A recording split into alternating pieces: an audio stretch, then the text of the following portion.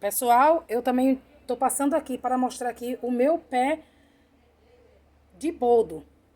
Com a chuva também, a chuva veio aqui e devastou tudo, mas graças a Deus, aos poucos, ó pessoal, eu tô recuperando tudo. Olha, depois da chuva, tudo foi podado e olha, tá tudo brotando e tudo ficando grande, tudo ficando maravilhoso. Olha como que tá. Daqui a pouco eu já vou poder estar tirando aí a minha folhinha para ir tá fazendo o meu suco detox para mim tá bebendo, que é excelente, uma planta excelente aí para o estômago e também para o fígado. Vocês gostaram? Até o próximo vídeo. Tchau.